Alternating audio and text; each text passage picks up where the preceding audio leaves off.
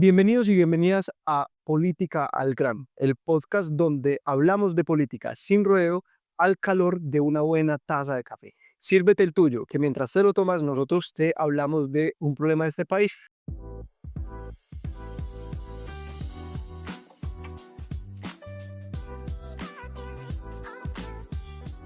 Jorge, hoy nos vamos a tomar un café muy rico, café María, cultivado en Andes, Antioquia, un café de origen y de la variedad Caturra, que es una variedad que en lo personal a mí me gusta mucho. Es un árbol de café más pequeño, un fruto también más pequeño y tiene un sabor suave, concentrado, con unas notas a chocolate. Lo hacen muy buen café. Realmente este es un café muy rico que nos mandan nuestros amigos desde Actes. Cuéntele, Jorge, a la gente que nos escucha de qué vamos a hablar.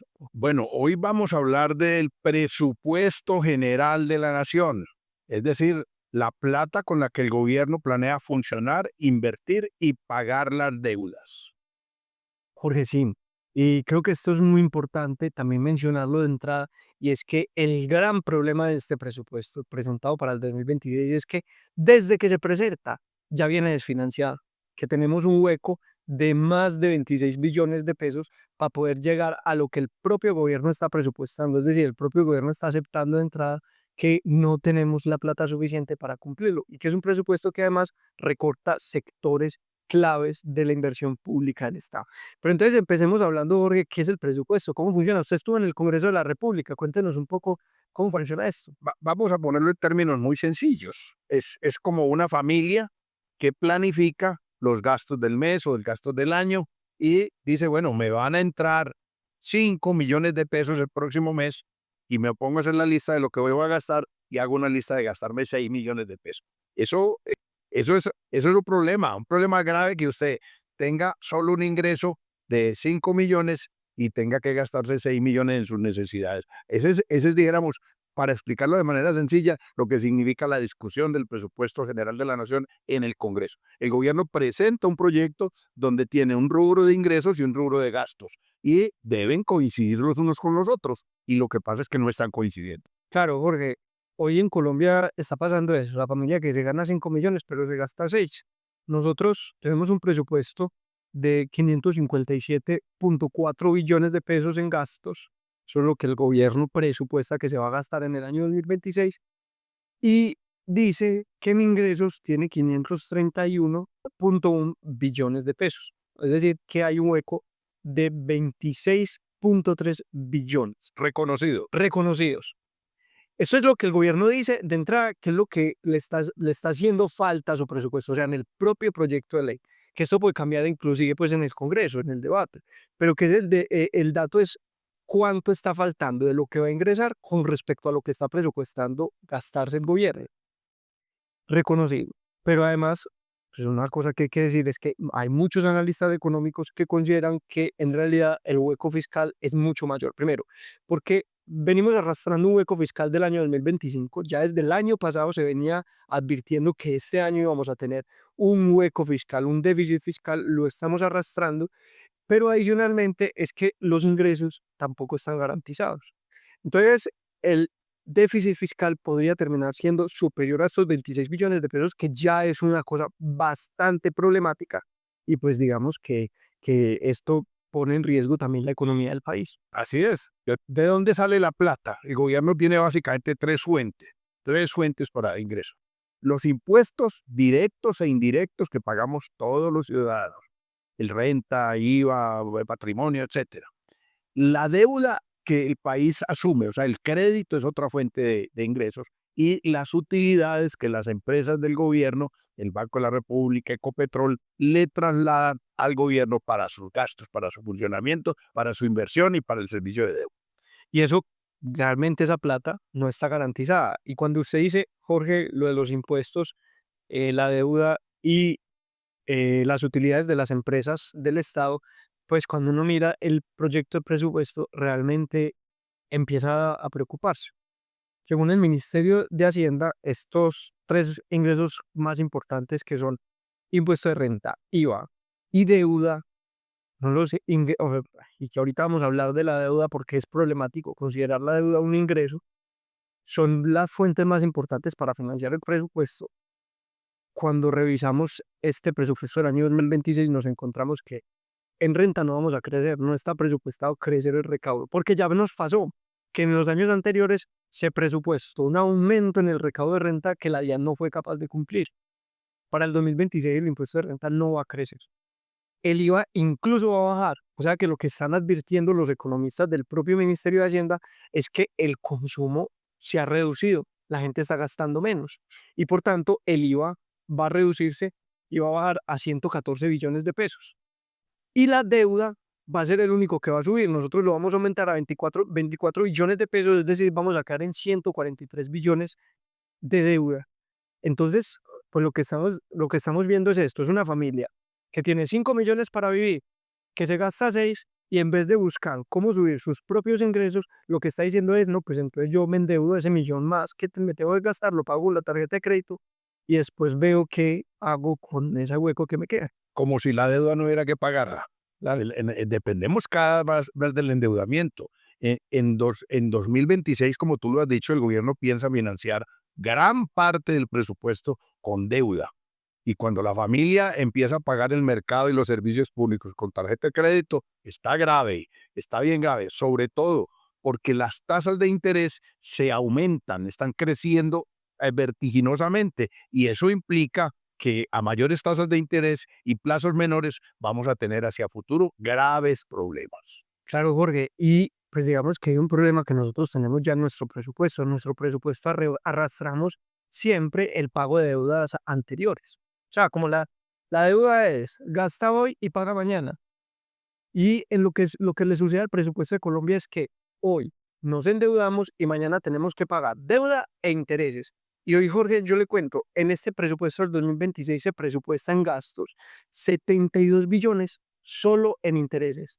Y un dato que es preocupante es que esto es como un gota a gota financiero en el que uno termina gastándose la plata que necesita para vivir en pagar la deuda.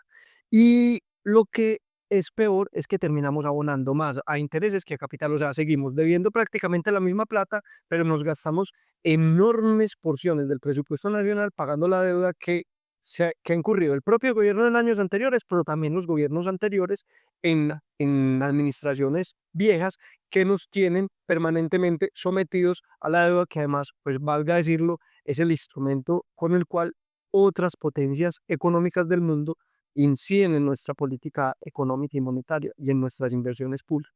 Eso es muy grave lo que estás diciendo, es que vamos a gastarnos 72 billones de pesos en intereses y solamente vamos a abonar cerca de 30 billones a capital. Calculen ustedes, para rebajar la deuda solo 30 billones y para pagar intereses 72. Eso es grave. Entonces, miremos esto, Alejandro, el presupuesto ya viene apretado, pero la pregunta es, ¿a qué sectores es que se le va a recortar para poder cuadrar las cuentas? Miremos eso porque en el presupuesto está ya establecido qué sectores les van a bajar el porcentaje o la plata que se va a destinar a qué sector. Así es, Jorge. Vea, el analista Andrés Tribos, economista, hizo un análisis que nos compartió de cuáles son los sectores que van a decrecer en este presupuesto. Y a mí me sorprende porque son sectores de bastante impacto social. Agricultura va a perder el 25% de su presupuesto, unos 1.3 billones aproximadamente. Vivienda va a caer en un 16%, con las graves implicaciones que eso significa no solo en programas de vivienda para atender el déficit de vivienda que hay en Colombia, pero además con todo el impacto que tiene en generación de empleo. Usted ahorita nos cuenta que usted sabe mucho más de eso.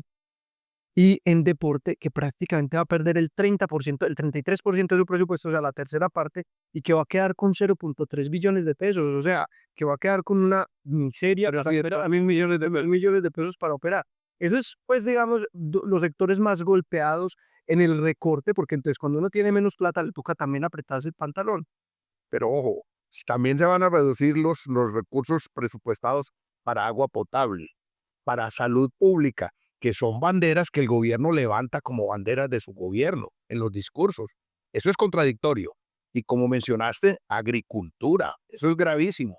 Uno puede decir aquí que en esta cosa de las banderas del gobierno es mucho tilín, tilín y nada o muy poco de paletas. Sí, bueno, o sea, no puede estar diciendo o aventando en los discursos públicos, decir que protege un sector, que ama un sector o que se va a hacer la base de la economía, pero luego en el presupuesto nacional recortarle el presupuesto que tiene ese sector para crecer y para desarrollarse.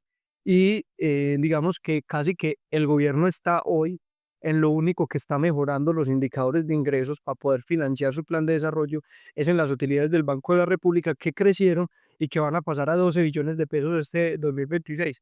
Pero por ejemplo con Ecopetrol, que es la otra fuente, y que ya hicimos un programa en el que además hemos recibido comentarios buenos, también muchas críticas sobre lo que hemos dicho, pero el dato grave es que Ecopetrol apenas va a dar 5 billones de pesos en este 2026, continuando con una tendencia bajista en estos últimos años, cada vez da menos utilidades Ecopetrol, a pesar de que pagamos la gasolina cada vez más cara y que cuando se habló de eliminar esos subsidios, supuestos subsidios a la gasolina, que valdría la pena hablar un día de ellos en este podcast, pagamos la gasolina cada vez más cara y sin embargo el gobierno recibe cada vez menos plata de Ecopetrol, lo que resulta pues también preocupante en la forma como está funcionando la principal empresa pública de este país. Hombre, Alejandro, porque es que el presupuesto no es, y esos números no solo son una tabla de Excel del gobierno. Eso la gente lo sabe, pero hay que reiterarlo. Eso significa reducir esos recursos, es menos inversión en carreteras, menos apoyo al campo, menos recursos para vivienda popular. O sea, y creciente y abultados recursos para pagar intereses. O sea, es una cosa, un contrasentido, un sinsentido lo que está pasando con el presupuesto nacional. Jorge, y que el gobierno de entrada diga que le quedan faltando 26 billones de pesos, no significa otra cosa que lo que ya el propio gobierno ha afirmado, que para cubrir ese déficit va a ser otra reforma tributaria, es decir, o crear impuestos nuevos o aumentar los que ya venimos pagando, que además en la mayoría de los casos son regresivos, bastante injustos y que golpean principalmente a las clases medias y a las clases populares. En esto, pues realmente ahí viene una preocupación. Yo creo que este café nos debe dejar alertas, despiertos ante la intentona de una reforma tributaria que realmente no tiene mucho ambiente en el Congreso porque el gobierno no tiene las mayorías suficientes para tramitarla, pero que de todas maneras lo van a intentar porque están desfinanciados en el presupuesto. Pero perdóneme que reitere y que vuelva a algo que ya dijimos, pero que yo creo que es importante insistir. Es que cuando se recortan recursos para el agro, el impacto se siente en la canasta familiar, en el precio de los alimentos. Cuando se reduce la vivienda hay menos empleo en construcción. Y si hay menos plata para el deporte, hay menos oportunidades para los jóvenes. Ojo, ojo con esto. Una cosa real que tenemos hoy, el problema de los arroceros es que la única solución a la que logró llegar el gobierno con el paro arrocero era unos decretos que obliguen a los que comercializan y procesan el arroz a pagarles a los arroceros a un precio, y eso no se ha cumplido. Y en parte no se ha cumplido porque también el gobierno eliminó prácticamente todos los subsidios que había para el arroz por su estrechez fiscal y presupuestal. Claro, Uri, y entonces uno puede decir en conclusión que este es un presupuesto súper desfinanciado, que depende altamente de la deuda y que el gobierno, para poder sobrevivir, lo que está haciendo es recortar en sectores claves de inversión donde debería estar poniendo la plata a ver si el crecimiento económico puede empujar el pago de impuestos, porque cuando o sea, lo que hace un gobierno decente es poner sus recursos públicos al servicio de que funcione toda la economía en general y que cuando la economía funciona, la pública y la privada, pues los impuestos, la recaudación y las utilidades de las empresas públicas son mayores. Y reitero lo de la deuda, Alejandro. Es que vivir al debe se va convirtiendo como una especie de bola de nieve. Hoy pedimos prestado, pero mañana hay que pagar interés, y ahí hay que pagar el capital y pagar intereses. Y esto se va volviendo, eso en economía se llama anatocismo. Termina uno pagando intereses sobre intereses, porque termina capitalizando deuda, juntando capital con intereses, adquiriendo nueva deuda, y usted termina pagando intereses sobre intereses. Esa es una situación en la que hoy Colombia está en curso. Sí, Jorge, y bueno, pues lo que necesitaríamos o lo que debería haber, como lo decía hace un momento, es un presupuesto que piense en estos sectores claves de la inversión, que, que piense a dónde debemos dirigir los recursos y que en vez de estar apretándole el pantalón a los sectores sociales más claves, debería estar organizando las finanzas públicas para reducir el gasto en cosas innecesarias, en burocracia, en gasto del Estado, aumentar el gasto en sectores claves como el agro, la vivienda, el fomento, el empleo, la construcción y pues bajarle el endeudamiento, que debería ser el objetivo casi que de cualquier gobierno sensato de Colombia. Alejandro, lo que está en debate es cómo vamos a financiar el futuro.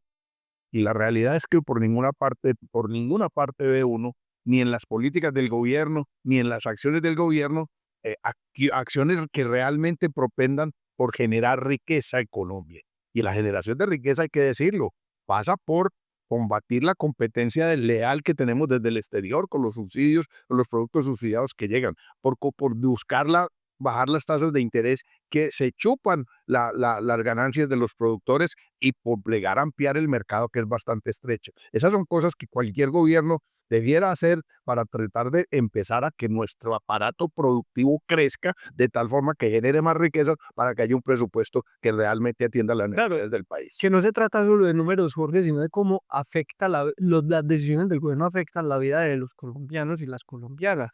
Afectan el trabajo, el precio de los alimentos, el acceso a vivienda y en general la vida diaria de la gente. Y que no se trata solo de una discusión sobre el presupuesto. O sea, si tenemos ese problema en el presupuesto es porque en general las políticas de este gobierno y de los anteriores, de la materia económica, han sido graves para el crecimiento económico del país, para el fomento de la industria, del agro, de los sectores estratégicos claves que sostienen la economía y que pues este es el resultado de más de 30 años de neoliberalismo que lo que han hecho es acabar con todo el aparato productivo nacional. O sea, si nosotros no tenemos un aparato productivo fuerte, como lo decíamos hace un momento, que crezca, que genere empleo, que genere consumo interno, que pague impuestos, pues difícilmente podremos tener un Estado fuerte que pueda financiar estos sectores del desarrollo de la producción. Y hoy creo que el debate sobre el presupuesto es un debate que se va hacia la economía general del país y hacia una pelea, pues, o una discusión que nosotros tenemos y que usted ha dado duramente en el Congreso de la República y en otros escenarios y que yo pues también en los espacios en los que he estado le he dado, que es contra este modelo económico neoliberal dependiente de los tratados de libre comercio, de la importación de productos, de alimentos, etcétera, que afectan gravemente la economía nacional y que no permite que tengamos un Estado fuerte que resuelva los problemas y las necesidades de la gente. De 30 años de neoliberalismo y de 3 adicionales de críticas de boquilla al neoliberalismo, pero de prácticas neoliberales en la realidad. Yo creo, Alejandro, que podemos dejar hoy por aquí. Sí, señor, yo creo que este café nos deja con un poquito de sabor amargo. Es un Un episodio amargo maluco, porque el amargo del café el café está rico, sí, pero que el tema sí lo deja uno con la boca amarga, con un poco de tristeza, porque realmente este es el resultado de más de 30 años de una política económica nefasta para el país. Jorge, esto es Política al Grano. Nosotros, Jorge Gómez, Alejandro Arcila, producimos este programa, hacemos los guiones, acompañados por un maravilloso equipo técnico, Juliana Bernal en la cámara, en la dirección de este podcast, Julián Munera, que nos acompaña en el diseño del sonido y en las luces, en la parte técnica, nos acompaña Juan Zuleta. Esperamos que vean este podcast, que se suscriban, que lo compartan, que lo comenten en YouTube, en Spotify. No nos lo comenten por WhatsApp, que nos gustan mucho sus comentarios, pero queremos que estén ahí, que favorezcan el algoritmo y que nos sigan y nos hablen de qué otros temas quieren que toquemos en próximos episodios. Nos vemos en el próximo episodio.